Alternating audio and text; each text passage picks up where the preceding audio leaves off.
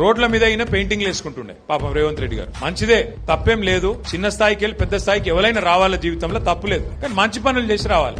లంగ పనులు చేసి, దొంగ పనులు చేసి, బ్యాగులు మోసి, సంచులు మోసి, దొరికిపోయి జైలుకు పోయి మళ్ళీ అదేదో పెద్ద గొప్ప విషయం అన్నట్టు మళ్ళీ దానికి పోజులు కొట్టుకుంటా. సరే, నీ కిస్మత్ బాగుంది, పేమెంట్ కోటాల ఢిల్లీలో పైసలు ఇచ్చినావు, ముఖ్యమంత్రి పదవి తెచ్చుకున్నావు, అందరికి ఎరికేది. ఇప్పుడు కూడా నెలకు ఢిల్లీ పైసలు పంపుకుంటా పదవి కాపాడుకుంటున్నావు, సంతోషం, నువ్వు కాపాడుకో. కానీ ఆ పదవిలోకి వచ్చినోనికి సంతోషం ఉండాలి. కానీ ఏడిపోయిందిరా నాయన. రోజు మీరు చూడు, టీవీ పెడితే చాలు తిట్ల పురాణం తప్ప ఏముండదు. మీరు గట్టిగా అడిగినారు అనుకో, ఏమైరా బై 2500 ఏడు ఉన్నాయని చెప్పి మీరు అడిగినాక ఆడపిల్లలు పోయి మీ గుడ్లు వీకి గోటీలు ఆడుతా అంటాడు.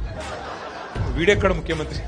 ముసలోళ్ళు పోయి ఏమైరా బై మరి 2000 పెన్షన్ 4000 ఎత్తాను, 100 రోజులు అంటే నరికితివి, ఏడవన్నావు తమ్మి అంటే నీ పేగులు తీసి మెడలు వేసుకుంటా అంటాడు. అట్లాగే మన విద్యార్థులు పోయి ఏమయ్యా మరి 2 లక్షల ఉద్యోగాలన్నావు, ఏం సంగతి అంటే నీ లాగుల తొండలు ఇడిచి పెడతా.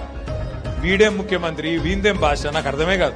అరే 2 ఏళ్లకెళ్ళి ఏం చేసినవారు అయ్యను అంటే లాగుల తొండలిడుస్తా, మెడల పేగులేసుకుంటా, గుడ్లు వీకి గోటీలాడతా, నీ అమ్మ నీ అయ్య గీదా భాష. మాకు రాదా భాష? మాట్లాడమంటావా? హైదరాబాద్ లో పెరిగినోని నేను. మాట్లాడమంటే ఉర్దూలా, హిందీలా, తెలుగులా, ఇంగ్లీష్లా పొల్లు తిట్టే తెలివి నాకు కూడా ఉంది. మాకు కూడా వస్తుంది భాష. హైదరాబాద్ గల్లీలలో పెరిగిన నేను. నువ్వేడో ఊరికెళ్ళి వచ్చినావు, సరే రా, పర్వాలేదు, నీ అదృష్టం బాగుంది, ముఖ్యమంత్రి అయినావు, చేయి. రోజు ఏడుచుడు ఎందుకు?